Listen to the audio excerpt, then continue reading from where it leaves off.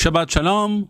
How is splitting of the ocean is so important to celebrate that changes everything in the redemption.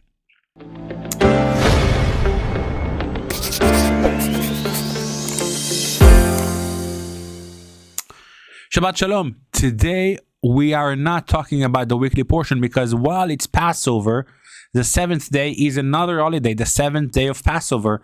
We don't read the weekly portion. Instead, we read the splitting of the ocean, and we're going to talk about the liberation of Egypt and specifically the splitting of the sea and how it's the end of redemption. The truth is, there's also a traditional meal that is made by many of the Hasidic movements, especially Lubavitch, called Messiah meal.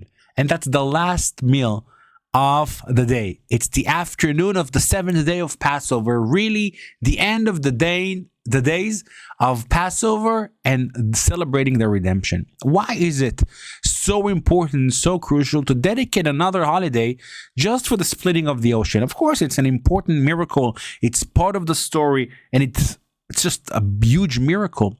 But why is that so crucial? And it actually represents the end of all redemptions.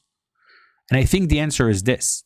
Out of the many, many miracles that people saw in the Exodus, we can assume that the actual splitting of the ocean was the biggest one. The Midrashim gives a lot of stories of what really happened there.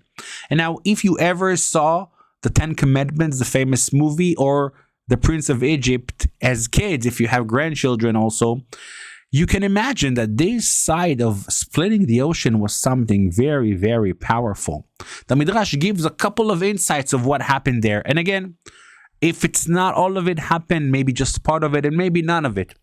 A couple of insights like went into the ocean, the splitting of the sea, and there wasn't any mud there. It was sand. Yes, just was wet a minute before and now it's all dry.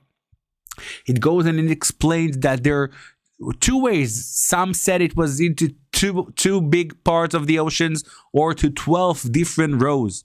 The Midrash goes and explains that there were trees there, that they would just go and pick and eat fruits inside the ocean. I'm not sure what it tells us, but I want to say that what really the meaning is that what they saw was crazy, was amazing. The Talmud goes as far as to say that a maid on the ocean saw what Yecheskel, the prophet, didn't see. And he saw the most amazing, miraculous prophecies.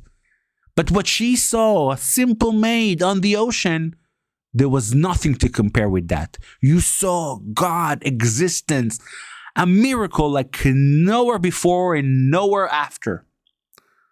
And yet, one of our biggest teachers says as follows: a maid saw on the ocean such big miracles and stayed a maid.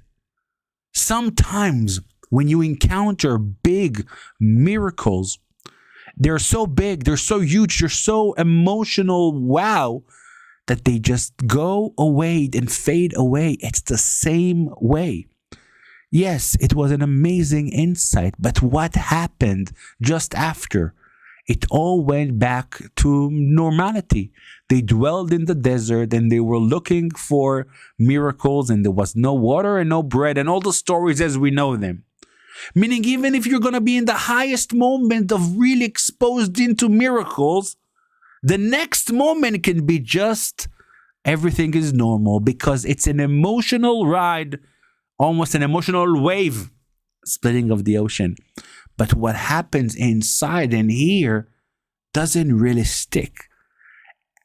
And I think that the end of the Passover represents exactly that.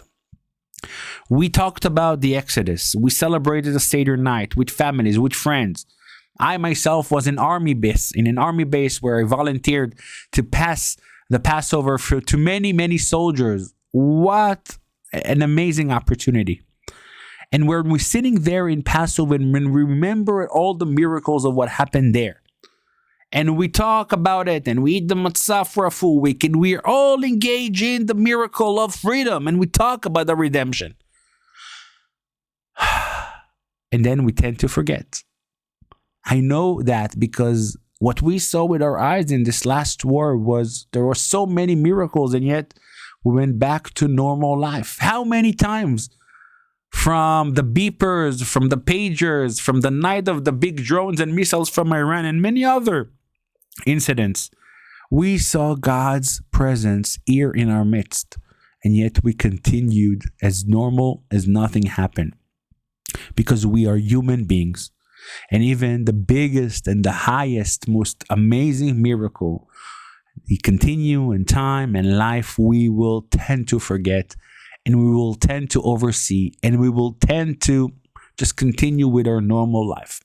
So that's the insight for the last moment of Passover. I told you the custom of do das Messiah meal in the end, thinking about the future.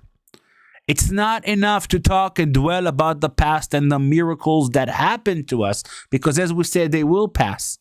We need to put in our eyes, in our imagination, in our prayers and our thoughts, the future. God, we're connected. We are waiting. We remember what happened in the past, but we're humans. We will forget. Please remind us of the great things the future will bring to us. Please remind us and bring us to the moment that we can really rejoice at Messiah time, that we can see reuniting of Jerusalem, that we can see the temple coming here, and we will see God's presence in our midst, not something that's going to be a one-time miracle, something that's going to be present. So the last thing we do this Shabbat, on the last moment of Passover, we take all the memories, we take all the emotions, we take all the miracles from the past, we pack them in our bag, and we continue to the summer remembering or envisioning the future, the Messianic time, the times of the future, the time when we are here going to really appreciate us standing in the biblical heartland of Israel, hopefully soon enough in the temple of Jerusalem. Bezrat Hashem. Wish you all a Shabbat Shalom and a happy second day of Passover.